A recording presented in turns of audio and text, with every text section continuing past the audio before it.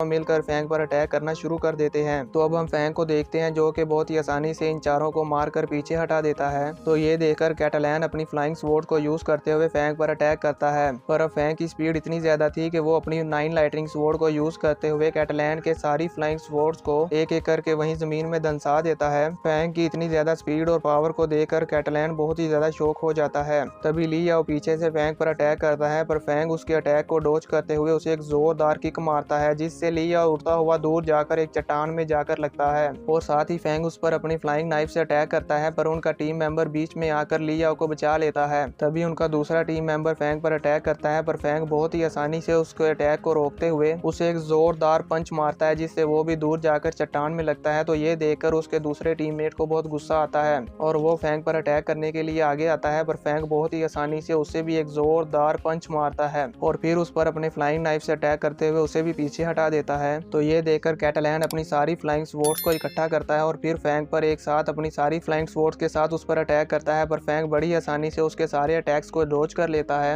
और उनसे बचते हुए दूर जाने लगता है। पर कैटलैन भी अब जानता था कि फैंग कहां जाएगा, इसलिए वो भी अपनी सारी फ्लाइंग स्वॉर्ड्स को कंट्रोल करते हुए फैंग पर अटैक करने लगता है। पर फैंग बड़ी ही आसानी से अपने सारे फ्लाइंग नाइफ्स को यूज करते हुए फिर से उसकी फ्लाइंग स्वॉर्ड्स की डायरेक्शन को मोड़ देता है, जिससे कि फैंग उसके फ्लाइंग स्वॉर्ड्स के अटैक से बच जाता है और उसकी फ्लाइंग स्वॉर्ड जमीन में जाकर स्टक हो जाती हैं। तो अब कैटलैन की सारी फ्लाइंग नाइफ्स को जमीन में दंसा देने के बाद फैंग नीचे आता है और ली याओ से कहता है, ली याओ आज तुम्हारी और मेरी दुश्मनी यहीं पर खत्म हो जाएगी, क्योंकि आज मैं तुमको यहीं पर मार डालूंगा। ये सुनकर ली याओ को बहुत गुस्सा आता है और वो अपनी फुल पावर और स्पीड के साथ फैंग पर अटैक करने के लिए आगे बढ़ता है, पर फैंग अपनी स्पिरिचुअल पावर और अपनी स्पीड को यूज करते हुए उसके पीछे चला जाता है और फिर अपने सारे फ्लाइंग नाइफ्स को कंबाइन करते हुए एक बहुत ही जोरदार अटैक उसकी कमर पर करता है। फैंग का ये कंबाइन फ्लाइंग नाइफ्स अटैक इतना ज्यादा पावरफुल होता है, पर फिर भी ये ली याओ के ब्लैक गॉड आर्मर सूट को भेद नहीं पाता, पर क्योंकि ये अटैक ली याओ के पीछे से किया गया था और ये अटैक सीधा जाकर उसकी कमर पर लगा था, इससे ली याओ बहुत ही दूर जाकर चट्टानों में लगता है और इससे ली याओ के कमर और उसके अंदर वाले ऑर्गेनिजम्स बहुत ही ज्यादा इंजर्ड हो जाते हैं और ली याओ के मुंह से ब्लड भी आने लगता है। तभी उनके बाकी दोनों टीममेट्स भी मिलकर फैंग पर अटैक करने लगते हैं, पर फैंग बड़ी आसानी से उन दोनों के अटैक्स को डॉज करते हुए उन दोनों को बहुत ही ज्यादा बुरी तरह से पीटता है और उन दोनों को भी बहुत ज्यादा इंजर्ड कर देता है। वहीं हम कैटलैन को देखते हैं जो कि फैंग को फाइटिंग करते हुए देखकर कहता है कि ये तो बहुत ही ज्यादा स्ट्रॉन्ग है, ये इतना ज्यादा स्ट्रॉन्ग कैसे हो सकता है।